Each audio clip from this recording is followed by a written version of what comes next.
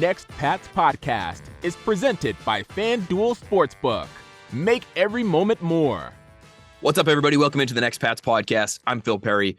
Loaded episode for you today. At the end of the episode, I want to make sure you stick around and listen to my conversation with Devin McCourty. We're talking all things Patriots right now. We're talking about his concern for the Patriots offensive line. It ain't at a zero. I'll tell you that much. We talk about what he thinks of this offense, Bill O'Brien and Mac Jones, and how they're working together. We talk Christian Gonzalez. This occurred before the Christian Gonzalez injury, so some concerns there, which we will get to. But so much great insight from Devin, as always. So make sure, if you haven't heard it on the Patriots Talk feed, you stick around and you listen to that. But right now, off the top of Next Pats here, we want to get back to our bread and butter. Let's talk about the young players. Let's talk about some news as it concerns some of these Patriots youngsters. And let's start with Gonzalez right off the top. And I will tell you what I saw from Tuesday's practice. So he had to leave the practice. It was at the very end of the practice that he suffered the injury, but he did leave the practice. It did not look like something he would have been able to return from had it happened earlier. He was in coverage on Thyrick Pitts. It was the very end of the session. Bailey Zappe's 2-minute drill, first play, pass to Thyrick Pitts. Hard to tell exactly how the injury occurred. I'm not sure if Pitts and Gonzalez got twisted up, if Gonzalez just turned awkwardly and turned his lower leg, but he had to immediately hop off the field solely on his right foot. So it's a left lower leg / ankle issue is what it looked like to me. But he hopped over on one foot, no pressure at all on that left leg, right over to the trainer's table, which is pretty close to the sidelines on the practice fields behind Gillette Stadium. Sat there, was tended to by a number of Patriots medical staffers, including head trainer Jim Whalen, and they were taking a good, long, hard look at that left ankle area, let's call it. Now, I will say this, and we're fortunate enough to be there and be able to watch how this whole thing goes down. At no point did he look like he was in agony, Christian Gonzalez. So this is just my novice opinion, one human being watching another human being go through some discomfort. Didn't appear to, just judging by his reactions, look like the most serious injury we've ever seen on the practice fields out there. It did not. If you're asking me now, does it look like it's season ending? No, it doesn't look like it's season ending to me. Especially because he eventually did get off the trainer's table. He walked with a limp back toward the middle of the field as Bill Belichick broke the team down. This was the last day of practice that was open to reporters, but he did make his way out to the middle of the field. He walked about 30 yards or so to listen to Bill Belichick, walked back to the trainer's table eventually, and he was able to put some pressure on that foot. He walked under his own power. So again, it's not all bad news here, but certainly the last thing you want to see on the practice field, your number one corner of the future, a guy who brings something to that position group that the Patriots really don't have otherwise, which is size on the boundary, playing that position, the size to be able to match up with guys like, number one receiver for Philadelphia, A.J. Brown, who'll be coming to town week 1. Of course, you do not want to see him leave the field injured, but we will find out later today. It is Thursday morning as we're taping this. We'll find out later today if he made the trip to Nashville to take on the Titans. We're still waiting to find out. I'm trying to do what I can in terms of digging to find out how much Patriots starters will actually play. But that's the update on Christian Gonzalez. He did have to leave practice, and let's monitor his availability moving forward because we know how important a piece he will be. He's been with the ones from day one of training camp. Very clear that he's going to be a major factor for this Patriots defense right away to start year 1 if healthy. They need him healthy. They need him healthy week 1, in my opinion. So we'll see if he can get there after dealing with this injury earlier this week. Additionally, let's get all the bad news out of the way right off the top. Pop Douglas, 2 days in a row now, hasn't practiced since that preseason game in Green Bay. If you remember, he caught a little screen to the perimeter, a little receiver screen, made a guy miss. It was a great play by him. It ended up only being a 2 or 3 yard gain, but turned what would have been a 2-yard loss into a positive for the Patriots, but was tackled pretty hard right on his shoulder there at Lambeau Field. And so is that what is bothering him? Is that what is keeping him out? He is at least in uniform, which is a good sign. The Patriots were in pads on Wednesday don't know if I said Tuesday earlier, their second practice of the week this week. Practice when Gonzalez was injured was Wednesday. Again, we're taping this on Thursday. The days are melting together. I promise I'll get on a schedule at some point once the regular season begins here, and we'll feel like we've got our bearings. Well, Pop Douglas, again, 2 practices in a row, a non-participant. You could call him limited if you want because he maybe with the team during warmups and stretching. He didn't practice. He didn't partake in team periods, really didn't partake in even individual positional drills. So not what you want to see, again, for a guy who's had such a great training camp and who looks like he's really locked down a roster spot, a 6th-round pick who's 5'8" out of Liberty, who locked down a roster spot even before, apparently, the preseason opener. What a summer for him. He has been absolutely dynamic. He's been the most entertaining player to watch on this Patriots roster, either side of the ball, through the 2023 training camp here. But he's banged up. So let's see if he's able to play Friday. I would highly doubt that he's going to be participating Friday against the Titans. But again, to me, he looks like a rosterable player. And even if he's dealing with something, somebody that I would expect lands on the initial 53. Okay, some good news injury-wise. Mike Gesicki came back to practice this week, donning a red non-contact jersey, but maybe a good sign, especially since it's still a couple of weeks now until we get to week 1. Maybe a good sign that he will be available for the Patriots when they kick off the season against the Eagles. Pierre Strong returned to practice as well. Again, red non-contact injury, limited like Gesicki, but nice to see him at least back on the field and participating. And maybe the biggest positive when it comes to injury news for the Patriots, Mike Onwenu, Big Mike, as they call him in the Patriots locker room. He was back at practice for the first time on Wednesday, fully padded, helmet on. He's off the physically unable to perform list, so he is eligible to play week 1. Huge news for the Patriots. No pun intended. Now, will he actually play week 1? On that, we'll have to wait and see because he was, again, like a handful of these guys, he was limited as well. So he took part in some of the offensive line specific drills in practice, working with Adrian Clem very closely. Bill Belichick himself coming over, watching how Mike Onwenu was moving on that surgically repaired ankle of his. And he was working at right guard. I know people here that listen to this podcast would be interested to hear exactly where he was working on the offensive line because we know he has the ability to play right tackle as well. And we know that's been a major question mark for the Patriots all summer long. What are they going to do at right tackle? It looks like, based on the little bit that we saw from Onwenu out there, again, he did not take part in team periods.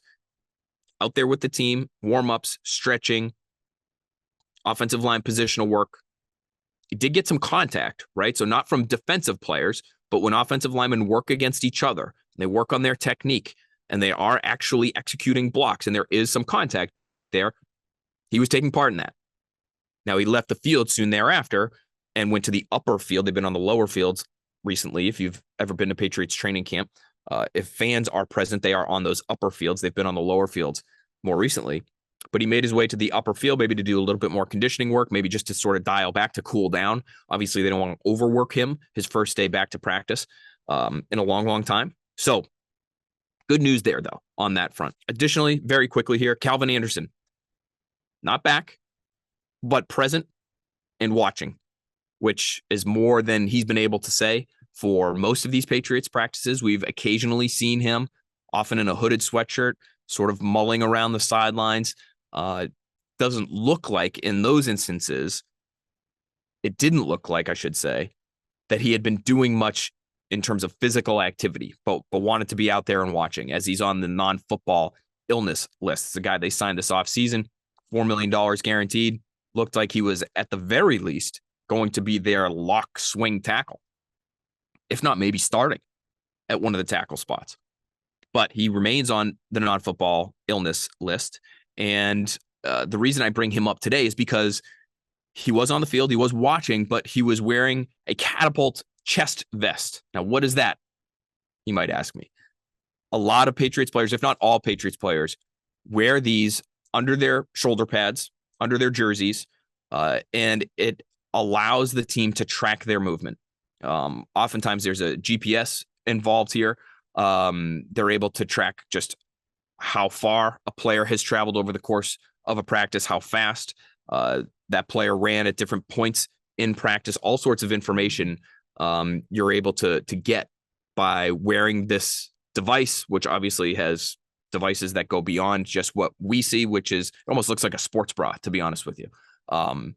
It has some technical gear that's attached to it as well. And so again, my novice opinion, that is a good sign, because it means Calvin Anderson's working out. You wouldn't be wearing one of those if you weren't, in my opinion. So looks like he's progressing. Let's just put it that way.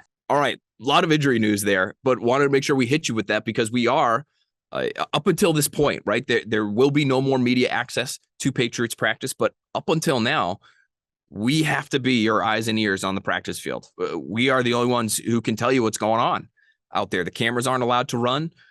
There are no injury reports until the regular season begins. So there's a lot there. There's a lot to chew on. But as we get into things like roster projections, injuries are going to play a factor here. So we wanted to make sure you were fully up to date on that.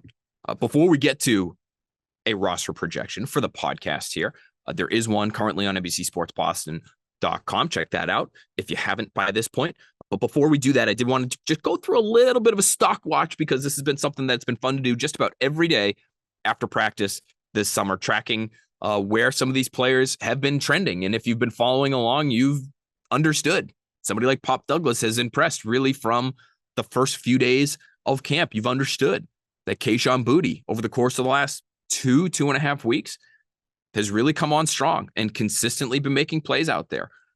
You've understood that the offensive line has been a problem, and Riley Reiff in particular, Connor McDermott in particular, those guys have had their issues. They've made their way into the stock down column on more than one occasion now this summer. So you're on top of it if you've been following the stock watch, but I want to give you one here now that practices are over. And this will sort of encompass everything that we've seen over the course of the last two practices. So Tuesday and Wednesday of this week before they head to Nashville.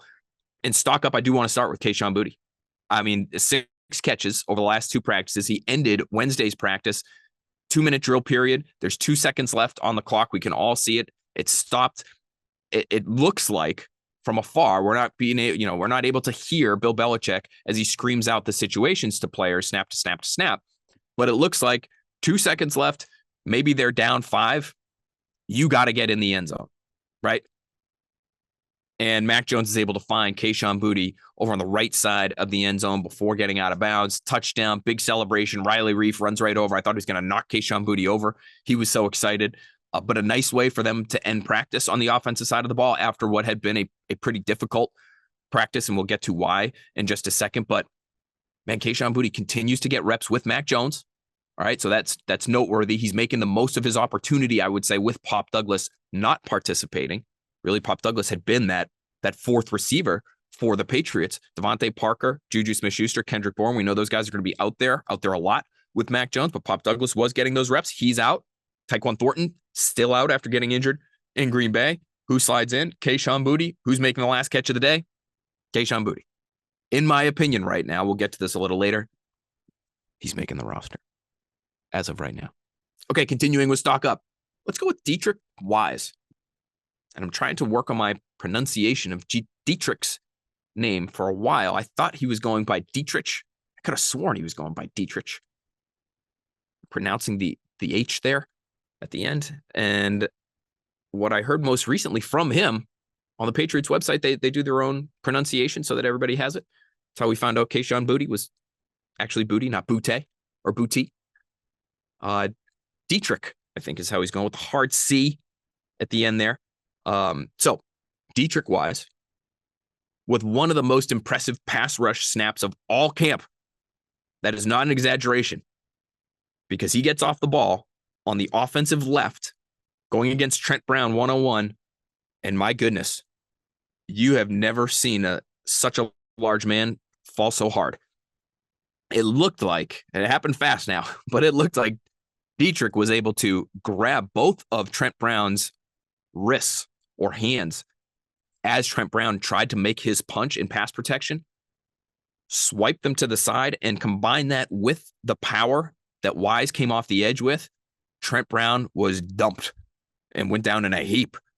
And Wise, in my opinion, would have been able to continue his rush and get into the quarterback, or at least make him very uncomfortable down around his legs if he really wanted to, if it had been a game situation. Obviously, you're not trying to get that close to the quarterback in practice here, but boy, what an impressive show of power and technical ability, in all honesty, to be able to knock over Trent Brown in that way by some subtle little handwork from Wise. We know he works on that so hard. Even on game days, if you get there early enough, you might see him working against the goalposts closest to the Patriots locker room well before games at Gillette Stadium. And he's working on where he's putting his hands. And he does a lot of work with Joe Kim, who's sort of the pass rush specialist coach. There's a lot of time and effort put into what Dietrich does on the defensive line, especially when it comes to his pass rush. And so to see a rush like that, it's sort of everything coming together in the perfect moment. And again, it's just in practice. But this is a guy who's been one of their most productive pass rushers over the last couple of years. When you look at it from a pressure standpoint, he's not among the league leaders in sacks, but this guy has been a very good player for them for a long time now. And you combine that rep against Brown on Wednesday with the pressure he had earlier in that game in Green Bay on the zone stretch play action boot, where he's right there in Jordan Love's face to start that game and almost helps force an interception. That's impressive stuff to me. Let's put Ezekiel Elliott in the stock up column here too, because I just thought he looked good. It looked like he had a little juice in his legs. Fun to talk to him after practice as he is wringing out the sweat at the bottom of his sweatshirt as he's talking to us. So the guy's working. He feels like one of these guys, maybe a little bit like Matt Judon, who likes to overdress for practice and get that sweat going. Judon was very open with us about that earlier this summer, 95-degree day, and he's wearing a red hooded sweatshirt under his pads. Why?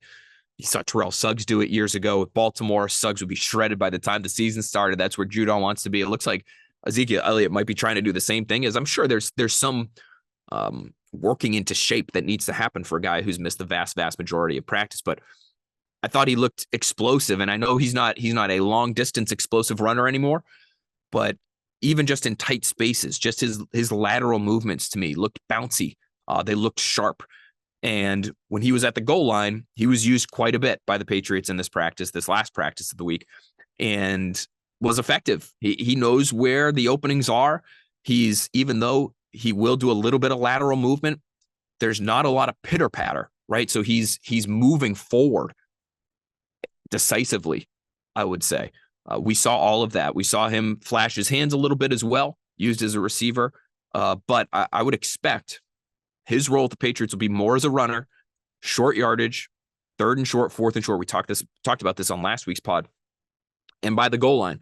So I don't think there's any mistake that we see a lot of goal line work, a lot of red zone work on Wednesday, and he's really active. He's really busy. He looks like he's going to be ready to contribute. He said that. It's one thing for him to say it. It's one thing for us to see it in practice, in a pretty competitive, fully padded practice, the way this Wednesday's was.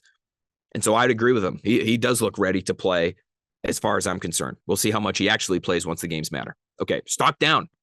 Antonio Mafi. Been playing a lot of left guard with the top group as Cole Strange has been out. And I think he's had his positive moments. The rookie out of UCLA, 5th-round pick. Large man coming from a versatile run game, versatile offensive scheme under Chip Kelly at UCLA. But he has stood out to me in terms of his movement backward at times, especially in pass protection.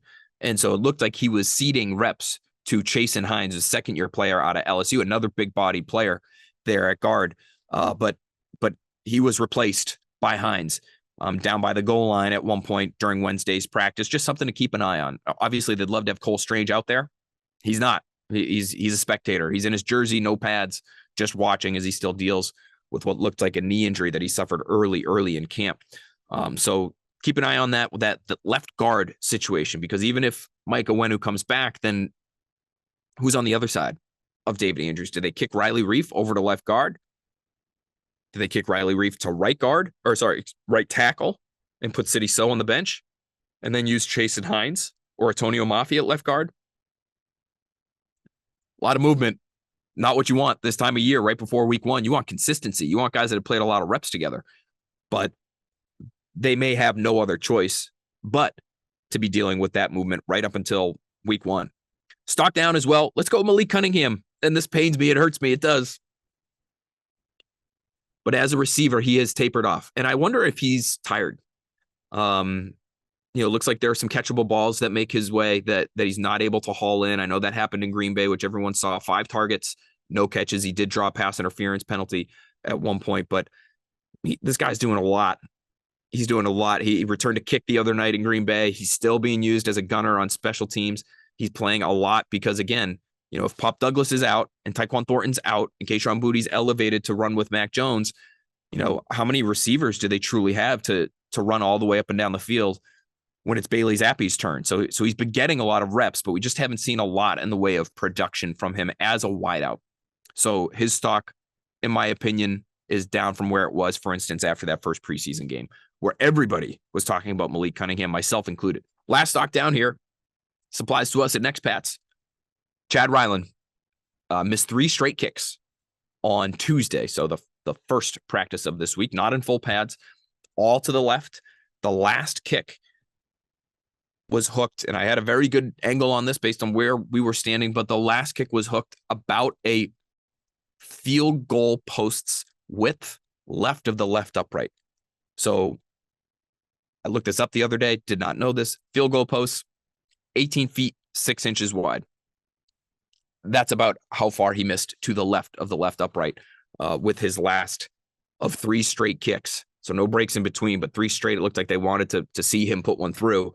But the last one missed so badly, that was it for that period. So again, we're getting closer to week one. You're trying to make a decision on who's going to be your place kicker. Really important job. Is there any way the Patriots end up keeping 2 kickers because they just don't trust the rookie to be able to make those kinds of kicks consistently? And they do trust Nick Folk to, especially this point in the year where it's still nice and warm, the ball's still flying off his foot. Would you rather have the veteran than the rookie? You're not releasing the rookie. A 4th round pick. He's going to be on the team, but do you try to figure out a way to keep Nick Folk as well? Because Ryland had some issues the other day at practice. Interesting to find out there. Football season is about to kick off, and FanDuel is giving you the chance to win all season long. Because right now, when you bet on a Super Bowl winner, you can get bonus bets every time they win in the regular season. Just pick any team to win the Super Bowl, and you'll get bonus bets for every victory. You can use your bonus bets on spreads, player props, over-unders, and much more. So visit FanDuel.com/NBCSB and start earning bonus bets with America's #1 sportsbook. That's FanDuel.com/NBCSB. Gambling problem? Call 1-800-GAMBLER. Hope is here. GamblingHelplineMA.org or call 800-327-5050 for 24/7 support, Massachusetts. Call 1-877-8-HOPE-NY or text HOPE-NY 467-369 New York. 21 plus and present in select states. FanDuel is offering online sports wagering in Kansas under an agreement with Kansas Star Casino LLC. Bonus issued as non-withdrawable bonus bets that expire 7 days after receipt. Restrictions apply. See terms at sportsbook.fanduel.com. Gambling problem? Call 1-800-GAMBLER or visit FanDuel.com/RG in Colorado, Iowa, Michigan, New Jersey, Ohio, Pennsylvania, Illinois, Tennessee, or Virginia. 1-800-NEXT-STEP or text NEXT-STEP to 53342 in Arizona. 1-888-789-7777 or visit ccpg.org/chat in Connecticut. 1-800-9-WITH-IT in Indiana. 1-800-522-4700 or visit ksgamblinghelp.com in Kansas. 1-877-770-STOP in Louisiana. Visit www.mdgamblinghelp.org in Maryland. 1-800-522-4700 in Wyoming or visit www.1800gambler.net in West Virginia. Okay, that's it for Stock Watch. That makes this halftime of this particular podcast. And if you are an avid JT O'Sullivan follower, the way I am, friend of the Next Pats podcast, JT O'Sullivan, decade in the league, quarterback JT O'Sullivan, former Patriot JT O'Sullivan. You know he did a Mac Jones video. And so I'm going to use halftime now.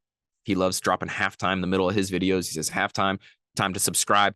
Listen, if you're watching us on YouTube and you haven't subscribed yet to the NBC Sports Boston YouTube page, please go ahead and do that. Would love for you to do that. If you're listening on the app and you haven't subscribed yet, I'm begging you in a classy fashion, please subscribe, rate, comment, review, all of those good things. But go watch JT O'Sullivan's. It's free. He's a great Patreon community, which I am proudly a part of, where he does phenomenal work breaking down offense, breaking down quarterback play as well. But the Mac Jones video, it's about 15 minutes long. It's free. It's on his page. Go check it out. Just some great insight in terms of not only Mac Jones's play, but his play within Bill O'Brien's scheme, and does a tremendous job of just breaking down how plays are supposed to look, what Mac Jones' progression through certain pass plays might be, and really just is illuminating different elements of those plays that you wouldn't necessarily be able to pull out just by watching him in real time in Green Bay. And even for those of us who break down every last bit of every rep as best we can, JT's experience is so vast and his knowledge is such that he's going to pull out little nuggets that we weren't able to pick up on. That's why we love having him on the podcast here. So please, if you haven't checked that out yet, don't do it yet. Okay. You're locked in. You've committed now to this here podcast, this here YouTube video. But as soon as it's over, go check out JT O'Sullivan's video on Mac Jones. Okay. Back to live action, as Tommy Kern would say. 53-man roster. You guys want to get into this? Let's get into this. We're going to start with the quarterback position. And I'm going to tell you, it hurts me to say this. It does. But Malik Cunningham is not on my 53-man roster for the New England Patriots at this moment. And I'll tell you why. After having a couple conversations with people in the NFL, people who understand this process much better than I do, the sense is that the Patriots will have an easier time getting Malik Cunningham through waivers and onto the practice squad than they would Kayshon Boutte. So that's why I have 2 quarterbacks on my 53, Mac Jones and Bailey Zappi, and I have 6 receivers, Parker, Smith-Schuster, Bourne, Douglas, Boutte, and I do have Tyquan Thornton on there. Now, again, it pains me with Malik Cunningham. If it were me, I might still keep him anyway because I wouldn't want to lose that guy. I think he's got real potential as a quarterback. Couple things, though. They haven't practiced him much at quarterback lately. They really haven't done it since the lead up to that Texans game. So it's almost as though they didn't, shocker, I know, they didn't see his preseason performance in week 1 the same way we did, which is, boy, this guy might have some potential. Let's see what he can do with more work. Now, what they have done with him since then is mix him in with the top offense and even the second team offense for a snap or 2 at a time. Almost like a Taysom Hill situation in New Orleans. He doesn't take drives off Drew Brees' hands when he was doing his thing and Brees was doing his. But it's a changeup. It's something to get the defense thinking. And it did have that effect on the Patriots defense in practice. But he hasn't gotten extended reps at quarterback. That's number 1. Number 2, obviously, he didn't play in the Packers game. Now, maybe that was helped in part by the fact that the game was obviously suspended after the injury to Isaiah Bolden. Would we have seen him late in that game? I don't know. But his quarterback reps, from everybody who was out there in Green Bay, Tom Curran included, his quarterback reps had decreased even in Green Bay. So I'm not sure how much we would have seen him at quarterback.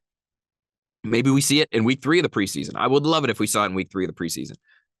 But at this point, where he hasn't really picked up that much steam as a receiver, where the special team stuff is still work in progress, and where you still just aren't sure on him as a quarterback if you're an NFL club, if you're even the Patriots, apparently. It's sort of how they've handled him the last couple of weeks here. I would find it hard to believe that there's going to be another team out there that wasn't willing to draft him, that would be willing to now pick him up, release somebody that they've worked with all summer to get down to 52 players and add Malik Cunningham as their 53rd.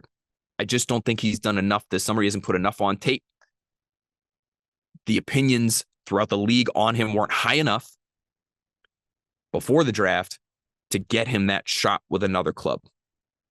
Again, things may have changed. Maybe there's a team that's enamored with him right now after one drive late in preseason game number 1. That's a hard thing for me to wrap my head around. And it's not just me. It's after talking to people who know much more about this stuff than I do.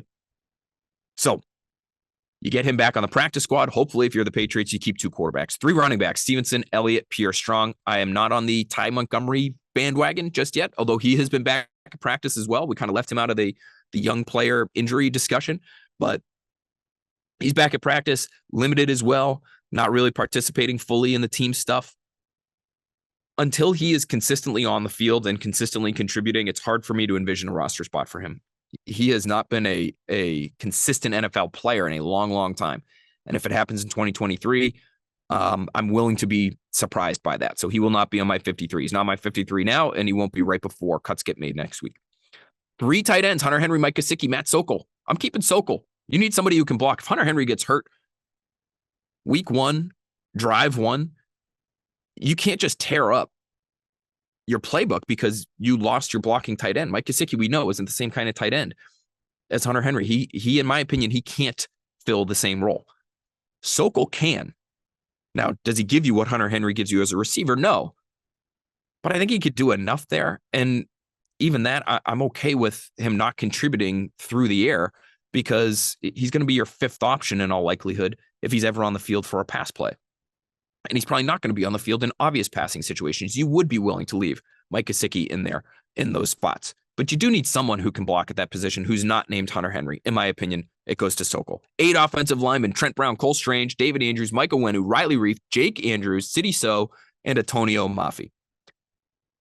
Jake Andrews I'm looking at curiously because he's a 4th-round pick, so that should get him a roster spot. He also has done very little in camp that has stood out. And in a situation like the one they're in now, where they are using so many different pieces with that Mac Jones offense, the fact that and interior pieces, both guard spots, in flux, and he hasn't gotten really much of a sniff with that group is, again, that's curious to me. But I do have him on the roster. Does that mean if he came down with some sort of injury that was not seen by any of us who have, again, we're not at practice the rest of the year now, not at a full practice at least. Does he end up with an injury before week 1 that gets him on IR and it just buys him a year with a guy that they wanted to take in the 1st round as sort of a work in progress to eventually take over for David Andrews? That wouldn't stun me. And so maybe that frees up a spot for somebody like Connor McDermott if he can get healthy and they want to keep him, or if they want to make a trade, which we can get to a little bit later, and add an offensive lineman. But that's my group for right now. I do have Cole Strange on there, although we're getting closer and closer to week 1. And it does feel to me like the sand is running out of the hourglass on this group being able to get together and be a cohesive unit, see the game through the same set of eyes, as Dante Scarnecchia tells us all the time. And I asked Andrews, has he had enough snaps with Owenu, with Strange over the years to be able to, even if those guys don't practice much, get them on the field week 1 and be ready to play, especially against a defense like Phillies? Here was his answer. I mean, it's always, I've, coming back from different things, and, it's always tough a little bit, but when you know what people expect out of you and what they're expecting from you, I think that's pretty easy to kind of, flow back into it. Andrew's always going to say the right thing there, but that it just felt like sort of a non-committal answer for me. It's a lot to ask, right? It's a lot to ask Cole Strange to be ready to go for week 1 now, given all the time he's missed. It's a lot to ask Mike Owenu to be ready to go week 1, given all the time he's missed. You don't know, are these guys going to have a setback? What's their conditioning like? How does the injury actually feel? Do you want to rush them back just so you can say you have them out there for week 1? Or would you rather go with an Antonio Mafi? Or would you rather go with Riley Reif at guard and then have Sidney So at tackle? I think that's the reason why we've seen that group. So, Reif, Andrews, Mafi, Brown together so much through practice and even to start this last preseason game. And we'll see how it looks to start the preseason finale. But you're at the point now, you got to start getting these guys ready to play and play together. So even if you might technically be able to squeeze enough out of Mike Owenu over the course of the next couple of weeks that he feels physically ready, if he hasn't had any competitive full contact reps with these guys, he might need a couple weeks of practice. That's a guess by me. But I wouldn't be stunned if Bill Belichick felt similarly because he's just been out so long. All right, on to specialists. I've got a whopping 8. I still get Chad Ryland. I've got Bryce Behringer, the punter, Joe Cardona, Matthew Slater, Brendan Schooler, Chris Board, Amir Speed, the rookie out of Michigan State and Georgia, special team specialist. And I have Calvin Munson on here as well. Core 4 guy in that last preseason game against the Packers. I've seen him working in earlier and earlier. Wouldn't say with the top group defensively, but it does look like they want to see what he can do with some regulars defensively. Calvin Munson. This guy's been sort of a roster bubble player for a while now. He's had multiple stints with the Patriots, bounced around the league. He's with Miami. He'd be a special teams specialist, and he's still healthy. He looks good out there when he is out there. Enough size to fit in at the second level, but plenty of speed to be a more than effective special teamer. But he's probably my 53rd man. Defensive tackles, I got Godchop, Barmore, Guy. Carl Davis may be saved by the fact that guy who the Patriots just claimed on waivers, Marquand McCall, and then subsequently released with an injury designation. Had he been healthy, McCall, Davis maybe doesn't make the active roster. Maybe they try to keep him around as a veteran practice squad guy. But maybe he gets to stick as a true 3-4 nose now that McCall is no longer with the team. Edge guys, Judon, Uche, Keon White, Anthony Jennings, Dietrich Wise. No surprises there. Linebacker, Juwan Bentley, Jelani Tavai, Mac Wilson, and I have Marte Mapu as a linebacker. I think he's a sub-linebacker. And would love to see him in this preseason finale. We did not see him in Green Bay, but he's no longer wearing the red non-contact jersey. Get him out there. I want to see this guy fly around. I want to see this guy hit some people. Safety, 4 guys there. Duggar, Phillips, Jalen Mills, and Jabril Peppers. Mills, to me, has been impressive at times at safety. I think he's really taken on a leadership role. He's a communicator. He's a smart guy. I thought there was a chance that he may get released. I mean, they tried to release him this past offseason. But you make the position change, and I think it's been a good one for him. He's been in the box as well. He hasn't just been a Devin McCourty free safety middle of the field guy. We've seen him at the line of scrimmage. We've seen him blitz. So they use him in the same versatile fashion that they use Peppers, Duggar, Phillips, all these guys. They have doing a variety of different things. It's what I think is going to help make them a very good defense this year. They're so versatile, and you don't know where certain players are going to be, whose responsibilities are whose, snap to snap. But I have Mills on my 53. And then a corner, you have 5. Gonzalez, Jack Jones, Jonathan Jones, Marcus Jones, and Miles Bryant. Miles Bryant has quietly been very good the last couple weeks. Had a pick 6 of Mac Jones a couple of days ago. Had a nice pass breakup in Green Bay. He's trending in the right direction. And I know he's not exactly a fan favorite, but I would be surprised if he was not on the 53-man roster. Jack Jones, meanwhile, is he going to make it? I asked him if he had heard from the league. I asked him on Wednesday. He was made available to the media. Had a chance to go back and forth with him a little bit. He said he has not heard from the NFL yet about any potential punishment, which doesn't surprise me. I believe they're going to let the legal process here play out. I believe he will play week 1. He has a court date set for September 15th for a probable cause hearing in East Boston. We'll see how that goes. Is there anything that happens between now and then? For instance, is there a plea deal struck between the Commonwealth and Jack Jones? All TBD. But I have him on my 53 because I think because of that court date being pushed back, it was supposed to be August 18th. But as I reported last week, that was continued. It was continued to September 15th, meaning it was delayed. That allows him to play week 1. Then we see what happens prior to that week 2 game at Gillette, prime time, September 17th, Sunday Night Football. Okay, before we get to our Sunday Night Football guest, Devin McCourty, very quickly, because this is a marathon podcast now. Marathon podcast. And I have a marathon mailbag on NBCSportsBoston.com. If you're looking to kill 20 minutes, maybe 25, we're going to have a couple thousand words on the old internet based off our last mailbag. But we're going to go through some of the questions very, very quickly right here. Let's kick it off with our guy, Harry Mann, who just asked about the offensive line concerns. Mentioned it earlier, Harry. It's number 1, the health, and how healthy can these guys be, their best players be. That, to me, is concern number 1. Cole Strange and Michael Winnow, can they get out there for week 1? Concern number 2 is that even if they can get out there, do they have enough reps together to be competent? Now, I think having David Andrews there in the middle, honestly, is a godsend for you, because I think being the nerve center for that unit and not having, for instance, a first or second year player in there in the middle, that can help you patch over whatever reps you've missed this summer. Does it completely cure any inexperience or byproducts of the inexperience that you have together this summer? No, it's not a panacea, but it's better than a lot of other options having David Andrews in the middle. So that's concern number 2. Do they have enough snaps together this offseason? Concern number 3 would just be, say you get those guys out there, say Bill Belichick says they've got enough snaps together and David's going to figure it all out for us. Are they in good enough shape to handle their one-on-ones and specifically at the right tackle spot?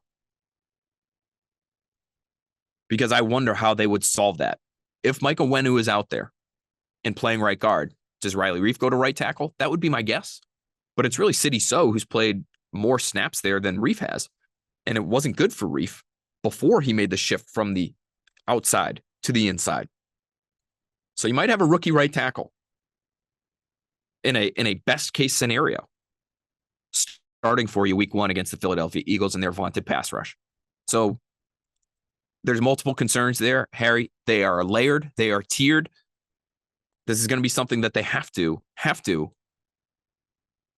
get solved in order to maximize what they're going to be this year offensively. This is not like a Joe Burrow or a Patrick Mahomes offense where you can get by with a less than offensive line, in my opinion. You want to run the ball? The offensive line has to be good. You want to have a pocket quarterback who has time to go through his reads and make the right decision and give his receivers time to get down the field to occasionally be explosive. You've got to protect. You've got to have the offensive line solved. Okay, next one. Number 1 Dingus. Appreciate you, Number 1 Dingus, on Twitter. He's asking about Josh Jones. What would you have to give up to get Josh Jones, who we've talked about a little bit? We talked about him before the draft a couple of years ago, coming out of Houston. Really intriguing tackle prospect. He was a big-time Pro Football Focus favorite. So our guy Mike Renner, formerly of Pro Football Focus, was all over Josh Jones at the time. And it looks like his evaluation was a good one because he got to the NFL. They tried him at guard and it didn't go well. Then he gets to play tackle and you see some extended work there for the Cardinals at tackle. And he is competent. He is a starting caliber tackle. That's at least the tape that he put out there. Well, now it looks like the one position that the Cardinals actually have solved at this point in time is tackle. And he looks like their third guy. And not only that, but he's going into the last year of his rookie deal. And so he may not be back for them next year. Prime trade candidate, in my opinion, especially for Monty Ossenfort, who's coming from the school of Bill Belichick, how to run a front office. Now, I'm sure he's doing things his own way and he has his own spin on everything. And he's got his own philosophies. But if you're not taking calls on somebody like Josh Jones for a team that's in the position the Cardinals are in right now, that would stun me. They just traded Isaiah Simmons' former first-round pick. Now, it wasn't Monty Ossenfort's first-round pick, previous regime, but a former first-rounder who the consensus was had all kinds of physical ability. They just traded him for a future 2024 7th-round pick to the Giants. I'm sure they're looking to make deals. They're looking to build their draft capital. They're looking to build for the future, build their team for the future. Josh Jones should be an asset for them. What would you have to give up? J Boss wants to know, Thornton v. Boutte, who you got? I'm going Boutte right now. I think he's done more this training camp than Tyquan Thornton did in his rookie training camp, certainly more than Tyquan Thornton did in this training camp. Tyquan Thornton, you'll remember, did have an impressive start to camp his rookie year. It did not last long. He was injured on August 11th, the first preseason game of last summer against the Giants, and we didn't see him again until midseason. And again, you'll remember, he came back and made some waves in Cleveland. A couple of touchdowns, looked like an explosive option for them, but then essentially disappeared, even though he played a lot of snaps. And again, there's a lot going on with the offense there last year, and so far be it from me to hold that against him. It was dysfunctional. It held him back. I'm comfortable saying that. But then for him to be as injured as consistently as he's been this spring and summer, he missed time in the spring now as well. And to miss as much time as he's missed, I look at what Boutte has done. It's just been more consistent to me. And Boutte is not all that physically impressive. I know he had a great career at LSU, but he's not necessarily beating people with speed out on the practice fields. Route running, hands, body control. That's what I would give Kayshon Boutte right now. And availability. So if you can be at least serviceable in multiple categories, that to me right now outweighs the elite speed that Tyquan Thornton gives you. And there's also some unknown with Kayshon Boutte There's plenty of unknown with Tyquan Thornton as well, but we just seen more of him. And the injuries are a factor. So if I had to choose between the two, I would put Boutte ahead of Tyquan Thornton. For instance, if I was building a depth chart, would I release Tyquan Thornton? No, I wouldn't. That's why I have 6 guys on my 53-man roster. I wouldn't release him. I would want to keep him around and see what you can do with that speed and see if he can get healthy and see if he can develop. Don't just give up on a guy like that. Second round pick, you can't. You can't, in my opinion.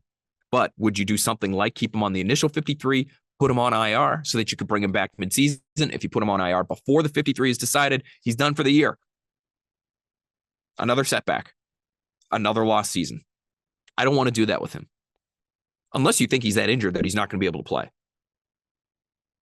I don't think that's the case. So I would want him on the initial 53. And then if you have to put him on IR and get him back a month, month and a half, 2 months into the season, at least give him that opportunity. Last one here. JS Pell CT. Connecticut guy, JS? That's my assumption. Marcus Jones and Pop Douglas is what you're asking. You want to see those guys together. Are there any Marcus Jones and Pop Douglas packages coming at us in 2023? Boy, I hope so. That would be fun, wouldn't it? Get a couple of explosive, undersized guys out there. It's the modern NFL, baby. I'm not saying either of these guys are what they got down in Miami, but you see anybody in Miami saying, boy, if only those receivers were bigger. No, they are freaky, freaky athletes. They're really difficult to cover. I don't care if their catch radius isn't unbelievable. And I actually think both of those guys have pretty good catch radiuses. Radii? Pretty good catch radii for their size. I'm talking about the Dolphins players now, Tyreek Hill and Jalen Waddle. But yes, you want to be more explosive? Why wouldn't you have a package for both of those guys? Get Pop Douglas out there. And Pop Douglas, to me, is more explosive in short spaces than he is long distances. He ran in the 4.5s and the 40. I think he's got plenty of speed. I think Marcus Jones is faster. But I like Douglas's leaping ability. We've seen him make some contested catches in one-on-one situations down the field in camp. But if Tyquan Thornton can turn into something, for instance, and you can get Thornton, Douglas, Marcus Jones all on the field at the same time, that stresses out a defense. It has to. You need more of that. Now, the reason I picked this question out is because I do want to relay to you all that in one of the more disappointing developments of camp, Marcus Jones, from what I can tell, has not taken an offensive snap just yet. Now, I've talked to Devin McCourty about this before. He says, just keep him. Can you keep him on the defensive side and just let him develop there? The poor kid. He's in offensive meetings. He's missing defensive meetings last year, and then they're asking him to start a corner. He's on his feet all game because he's also our best returner. He's one of the best returners in the league already. So he's on his feet for special teams.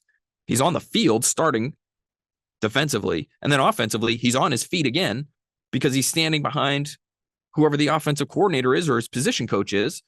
You know, Troy Brown, for example, waiting to get his call to go into the game. Guy can't even sit down over the course of a 3-hour game except for at halftime. So I get it. You don't want to overload him. I would have liked to see a snap or two. I would have liked to see a snap or two a day at practice, to be honest with you. But we haven't seen it. We haven't seen it at all.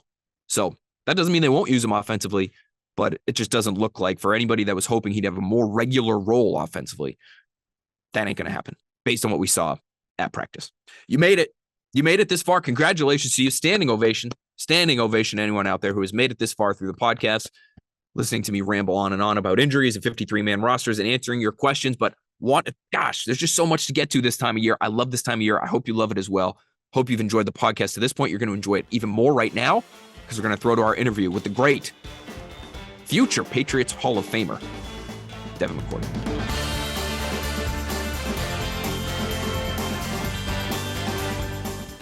All right, there he is, media superstar Devin McCourty. Yet another individual launched into superstardom from the Quick Slants platform. Welcome back to the show, bud. Appreciate it, man. I'm waiting to send that invoice and for Curran to start paying me. He always says he wants to pay me, but then he cries he's broke. I don't know which one it is. Free guess. That's how we operate over here. I'm surprised you haven't found that out at this point, Devin. Let's start first with a question. Since you are a member of the media, and since you've been issued, I'm sure, your media panic meter, right? Because as soon as any of us accept a job in the media, we all get a panic meter. So I want to make you really uncomfortable off the bat because you're doing your twin cast now, Sunday Night Football. You've got takes and completely unbiased Patriots takes, I'm sure. Where's your panic meter, 1 to 10, when it comes to this Patriots offensive line? Let's see how uncomfortable we can make you right off the bat. 1 to 10, second week of preseason. Cole Strange is out. Big Mike is out. I call it. I would give it an honest 5. Strictly from the outside looking in, I don't know where the health of those guys are at.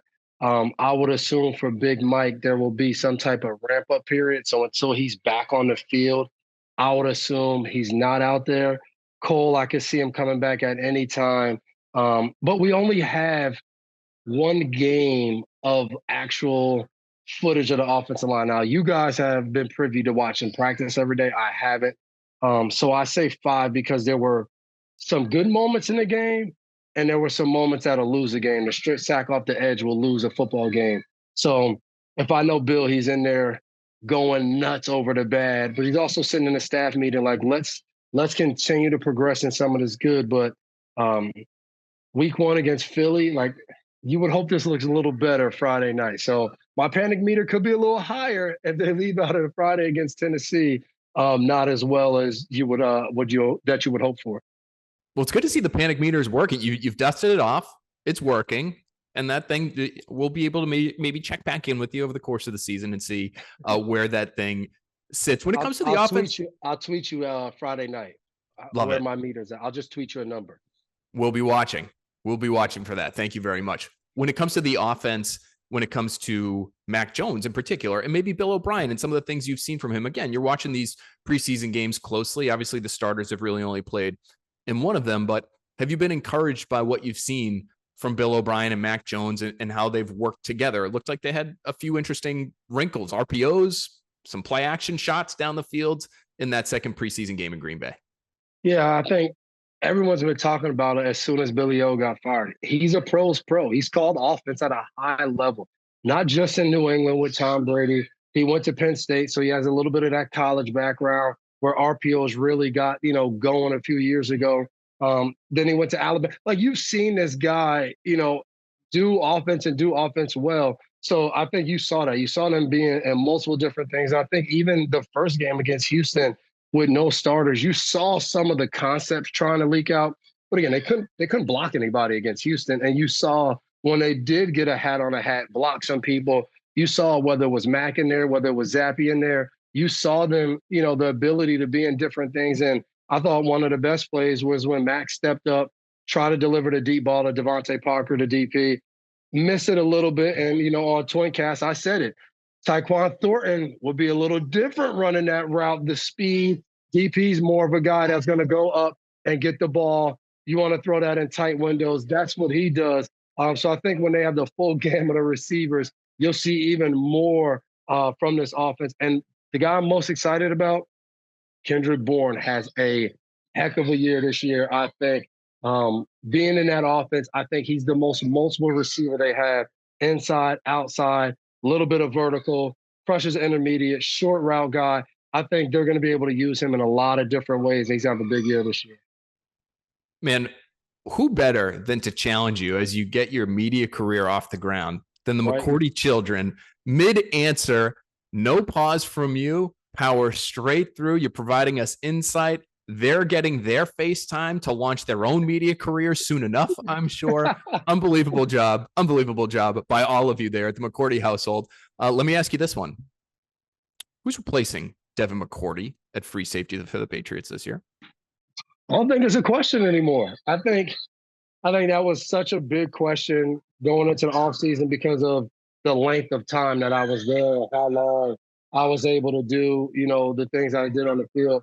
But I think you saw throughout this preseason, whether it's been Jalen Mills been in there, London, both of you, go downstairs right now. Sorry about that. Whether it's been Jay Mills in there, who's made a ton of plays in the preseason. But you saw this past game, he didn't even start. They had Duggar in there. They had Pep in there. They had AP in there. So I think between the four of those guys as veterans, they're going to do a great job playing safety. And I think we still haven't seen Mapu Marte out there and what he'll be able to do between linebacker and safety. So I think the replacement kind of question really is out the window. I think it's how well and how much production they're going to get out of these guys. Because I think so far they've showed they're going to be able to be out there communicating, be in the right positions, make plays. It's going to be how dominant they can be out there. Can you teach us a little football right now and maybe tell us what are the benefits of too high safety coverages or those shell coverages that we've heard so much about, especially in recent years? It feels like the rest of the NFL is kind of shifting toward that. When you were with the team, you've said in the past, everyone knew where you were going to be. You were going to be right there in center field. But with the group they have now, it looks like we might see more of that too high stuff. So what are the benefits of that if Gerard Mayo and Steve Belichick end up going with those looks? Not to do too deep of a dive in all of the football talk, but I was even back at Rutgers, back in, I think, May or April. And in college football, they all play a too high shell. And it's so interesting to me, I think, because of the way these quarterbacks play offense in college and now they come to the NFL. I think the NFL offensive coordinators have really kind of evolved their game to include a lot of the things guys were able to do in college to be successful. I think because of that, you've seen the NFL really shift towards being able to have too high safeties, not knowing which safety will rotate down, probably after the snap, maybe pre-snap. It's just a different mix. And I think when you play too high safeties, you have the ability really for your two safeties to be interchangeable, to be two guys that can have similar skill set. Even if they have a little different, it doesn't matter as much as, in years past, you've seen so many teams play with one guy primarily in the middle and another guy down, and they might switch here and there. But you had those true free safeties that we talked about before, the Earl Thomases, the Ed Reeds, the Eric, like these guys that were going sideline to sideline, flying around, making plays. And he also had the guys that were in the box, the Cam Chancellors, the Troy Polamalu. Like those guys were going to be aggressive. Pat Chung, knock linemen out. Now you see guys that have great versatility, that do so many different things. I think the Patriots have that mold. They have not just two guys, they have 4 or 5, maybe 6 guys that they can throw out there and depend on to be able to play that safety position. How about Christian Gonzalez, Devin? Obviously many in New England think of you as a safety, but they also would remember your rookie year when you had a phenomenal rookie year at the cornerback position. Now the Patriots have another first-round corner on their roster. They're going to rely on him a lot, it looks like, in 2023 here. Can he be rookie year Devin McCourty? Do you think he can give them that kind of production? Yeah, I mean, I think for him, when I came in as a rookie, all eyes weren't really on me to be like the guy, like they need this guy. For one, a lot of people were disappointed in me getting drafted in the first round. So I didn't have as much pressure. I just came in and played football and was able to make some plays. I think for him, he comes in so highly touted, right? I think when you talk about first round draft picks, for one, everyone, draft day comes, everyone gets excited, and then Bill usually trades back. This year, everyone's talking about Witherspoon and Gonzalez, who's going to go be the first corner. So, like, when he dropped and the Patriots got him, every fan knew him and was so excited. Like, we can't wait to get this guy. And that just brings on so much pressure. But I think if you go by watching training camp early, the way he's played in games, you got to be excited. I think he showed, I am the guy you thought coming out when it comes to covering skills and covering guys up. And I think he showed that I'm going to use this big frame in the NFL. I'm going to be aggressive. I'm going to go tackle. I'm going to do those things. So I think, obviously you got to watch week by week how this develops. That's one of your hardest years is your rookie year. You don't know what to expect. But I think it looks pretty good, I would say, overall for this whole Patriots draft class so far. Watching, Keon White out there, everybody raving about Marte out of the practices. So they got to be excited with some of these guys, and I think Gonzalez leads that group. Who's going to be his James Sanders? You used to talk to us about how important James Sanders was for you early in your career. Who's the guy that's like a James Sanders on this current Patriots team? I think that's AP. I think AP, Adrian Phillips, I think he has the knowledge from playing in a different system and when he was on the Chargers. But I think he also has now being in that Patriot system, for a few years that he can give that knowledge. And he's the old guy in the group, right? He is now the veteran guy that's been in the NFL for a long time. So I think he can pour wisdom, not just in Gonzalez, but Marte, with different guys in that room, Isaiah Bolden, Amir Speed, like all of these young guys that are in there. I think AP's that guy. He's the guy in the rocking chair. He's going back and forth between him and Jonathan Jones, guys that not just veterans in the NFL, but now have been in New England for a while. I think Kyle Duggar's another guy, but I think, when you're in year 4 in the contract, you have a lot going on. And I think Doug is developing into those leadership roles and those different things. So I'm excited to see them. But I think a lot of those young guys will be able to look back there and rely on Adrian Phillips, not just on the field, but also in the meeting room, telling them what he sees, how things have worked out in the past. I think he can really fill that role at a high level. Well, the Patriots rely on Adrian Phillips. We rely on you, friend. Thanks again for helping us here on Quick Slants. Make sure you're watching Devin McCourty on the Patriots preseason Twincast, as well as Sunday Night Football, part of the Peacock family now. We're so excited about that.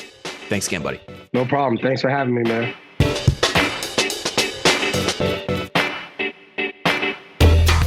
Great stuff there from Devin. Thanks to the McCourty family, McCourty children, starring. If you're watching on YouTube, you're probably listening to Devin talk to his children during that conversation. You can tell this guy in the heat of battle out on the practice field, the ability to communicate with multiple positions, process a lot of information, dealing with a couple kids, 3 kids in the middle of a podcast as the only parent at home. No big deal for him. Very easy. I, on the other hand, would have a meltdown. Okay, that's it for this edition of the Next Bats podcast, everyone. Thanks so much for listening. Thanks for watching. Thanks to the YouTube family out there. Mwah. We love you, YouTube. I do want to mention to you, we have a couple episodes now before week 1.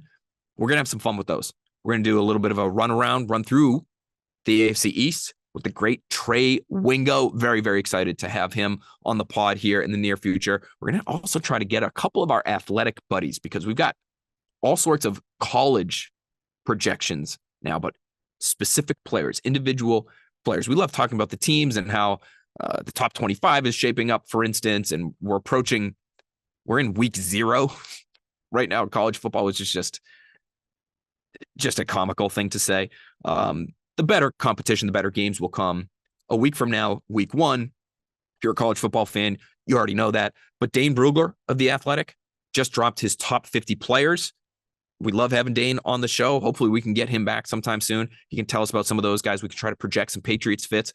Bruce Feldman, his Freaks list is out. We always like to go through the Freaks list with him every single year on Next Pats here. So again, we're going to work on some interviews there, but we're going to have some great episodes cooked up for you guys here on Next Pats. Thanks so much for listening throughout the off season, guys. Again, we're going to be transitioning soon to regular season Next Pats stuff, but can't tell you how much I appreciate you listening, you watching, rating, commenting, subscribing, telling your friends, all of that stuff, growing the Next Pats brand as much as we can.